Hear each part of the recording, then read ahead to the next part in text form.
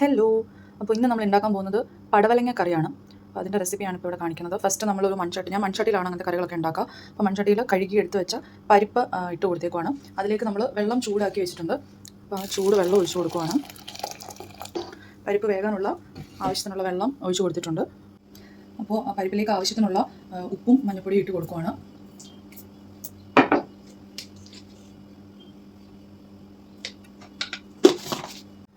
പരിപ്പ് വെന്ത് വരുമ്പോഴത്തേക്ക് നമുക്ക് പടവലങ്ങ റെഡിയാക്കാം. അതിന് നമുക്ക് അടച്ചു വെച്ച് വേവിക്കാം. ഇത്രയും പടവലങ്ങയാണ് എടുത്തേക്കുന്നത്. നമുക്കിത് ഫസ്റ്റ് ക്ലീൻ ചെയ്യാം.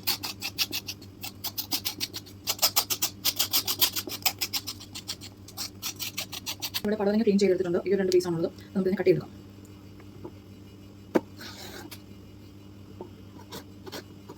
ഈ ഒരു വലുപ്പമാണ് നമ്മൾ പടവലങ്ങ കറിക്ക് എടുക്കുന്നത്.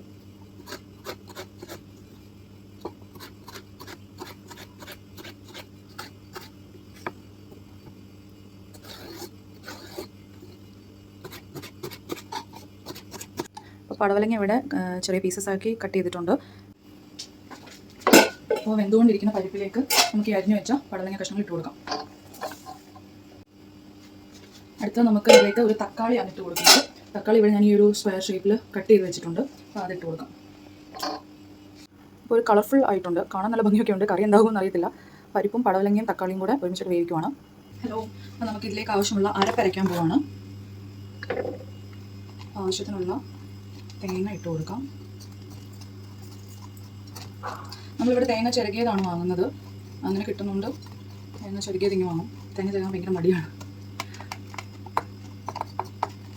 ഇനി നമ്മൾ ഇതിലേക്ക് ആവശ്യമായ ജീരകം ഇടാം.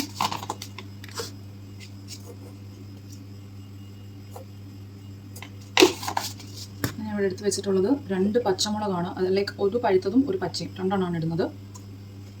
പിന്നെ ആവശ്യത്തിനുള്ള കൊച്ചുള്ളിയും വെളുത്തുള്ളിയും എടുത്ത് വെച്ചിട്ടുണ്ട്. ഇനി അരപ്പിൻ്റെ ആവശ്യമുള്ള ഉപ്പ് ഇട്ട് കൊടുക്കാം. ഓൾറെഡി നമ്മൾ പരിപ്പ് വേവിക്കാൻ വെച്ചപ്പോൾ കുറച്ച് ഉപ്പും മഞ്ഞളും ഇട്ടിട്ടുണ്ട്. ഇതിന് അരപ്പിലേക്ക് ആവശ്യമുള്ളത് ഉപ്പിട്ട് കൊടുത്തത്. നമുക്ക് നോക്കിയിട്ട് ലാസ്റ്റിലേക്ക് ആവശ്യമുള്ളത് ഇട്ട് കൊടുക്കാം. ഇനി ഇതൊന്ന് അരച്ചെടുക്കണം. നല്ല മഷി പോലെ അരച്ചെടുക്കണം. നമ്മുടെ അരപ്പ് റെഡിയായി വന്നിട്ടുണ്ട്. പടവലങ്ങയും തക്കാളിയും ഒക്കെ ഏകദേശം വെന്തിട്ടുണ്ട്.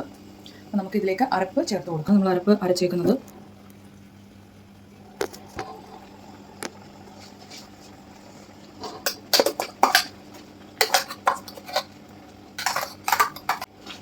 മിക്സിക്കകത്ത് അരച്ചുകൊണ്ട് അതിനകത്ത് ബാക്കി ഇരിക്കുന്നത് നമ്മൾ കുറച്ച് വെള്ളം ആഡ് ചെയ്ത് അതിലേക്ക് ഒഴിച്ചു കൊടുക്കും. ഇന്ന് നമ്മൾ വേസ്റ്റ് ആക്കാൻ പാടില്ല.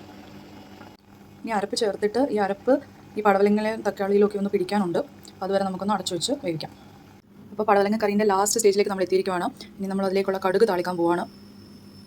കറി ഇവിടെ തിളച്ചുകൊണ്ടിരിക്കുന്നു. അപ്പോൾ എണ്ണ ചൂടായി നമ്മൾ കടുക് ഇട്ട് കൊടുക്കുകയാണ്. അതിലേക്ക് ആവശ്യത്തിനുള്ള കറിവേപ്പില എടുത്ത് വെച്ചിട്ടുണ്ടായിരുന്നു.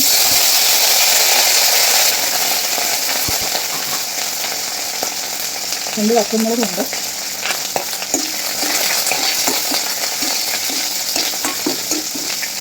അപ്പോൾ കടുക് താളിച്ച് നമ്മൾ കറിയിലേക്ക് ഇട്ട് കൊടുക്കുകയാണ്.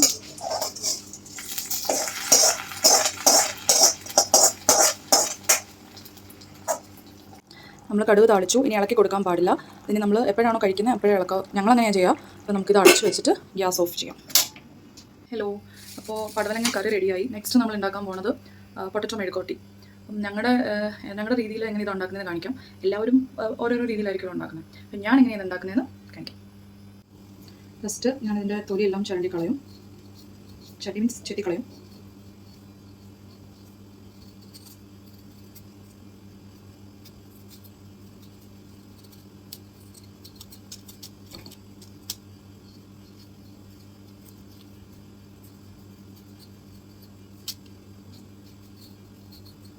അങ്ങനെ പൊട്ടറ്റോ നമ്മൾ ക്ലീൻ ആക്കി എടുത്തിട്ടുണ്ട്. ഞാനിവിടെ ഒറ്റ ഒരു പൊട്ടറ്റോ എടുത്തിട്ടുള്ളൂ. ബിക്കോസ് നമ്മൾ 2 പേരെ ഉള്ളതുകൊണ്ട് ഇത് ധാരാളമാണ്. അപ്പം ഇതിൻ്റെ ഫ്രൈ കാണാം. പൊട്ടറ്റോ കട്ട് ചെയ്തെടുക്കാം.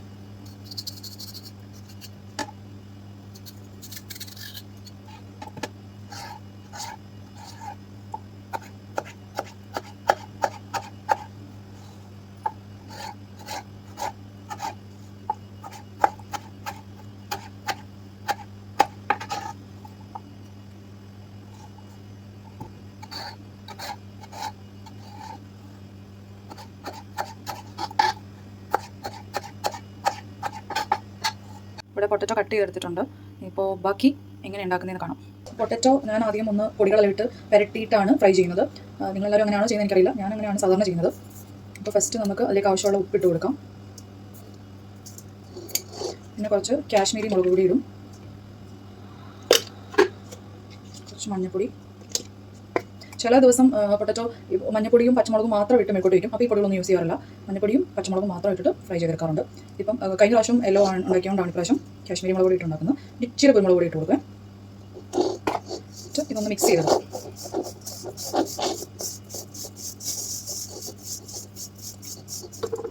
ഇച്ചിരി വെള്ളം ഒഴിച്ച് കൊടുത്ത് മിക്സ് ചെയ്യാം.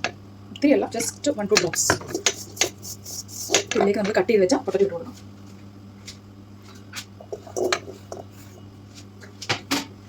ഇത് നല്ലോണം ഒന്ന് മിക്സ് ചെയ്ത് കൊടുക്കണം.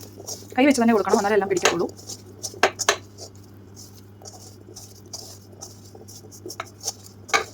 ഞാൻ തന്നെയാണ് വീഡിയോ എടുക്കുന്നതും കുക്ക് ചെയ്യുന്നതും. അതുകൊണ്ടാണ് കുറച്ച് ബുദ്ധിമുട്ടുണ്ട്. ഹസ്ബൻഡാണ് വീഡിയോ ഒക്കെ എടുത്തിരുന്നത്. ഹസ്ബൻഡ് ഇന്ന് ഡ്യൂട്ടിക്ക് പോയേക്കുന്നതുകൊണ്ടാണ് ഞാൻ ഒറ്റയ്ക്ക് വീഡിയോ എടുക്കുന്നതും കുക്ക് ചെയ്യുന്നതും. ആൾ ഡ്യൂട്ടി കഴിഞ്ഞ് വരുമ്പോഴത്തേക്ക് ചോറാക്കിയിട്ടുണ്ട്. പടവലങ്ങക്കറിയും പൊട്ടറ്റോ മെഴുക്കുവരട്ടി. ഭയങ്കര ഇഷ്ടമാണ് ഇങ്ങനത്തെ കറികളൊക്കെ, തേങ്ങ അരച്ച കറികളൊക്കെ. അപ്പോൾ ടേസ്റ്റ് ചെയ്യുമ്പോൾ നമുക്ക് കേട്ടോ റിവ്യൂ. സോ പൊട്ടറ്റോ ഫ്രൈ ചെയ്യാനുള്ള എണ്ണ ഇവിടെ റെഡി ആയിട്ടുണ്ട്, ചൂടായി വന്നിട്ടുണ്ട്. അതിലേക്ക് നമുക്ക് പൊട്ടറ്റോ ഇട്ട് കൊടുക്കാം.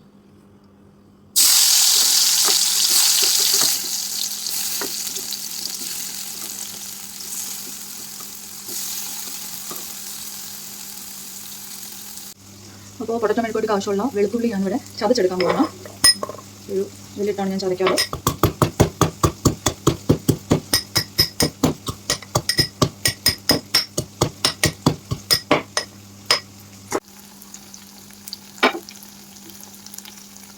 ഫ്രൈയിലേക്ക് നമുക്ക് കുറച്ച് കറിവേപ്പില ഇട്ട് കൊടുക്കാം. അപ്പോൾ ഫ്രൈ ഏകദേശം ആയിട്ടുണ്ട്. നമ്മളിങ്ങനെ ഇളക്കി കൊടുത്തുകൊണ്ടിരിക്കണം.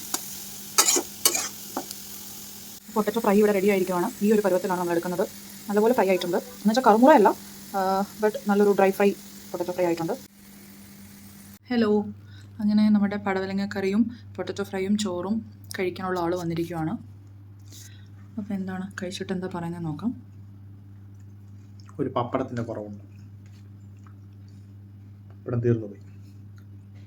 ബാക്കിയെല്ലാം വെളിച്ചൊരു സാധനം.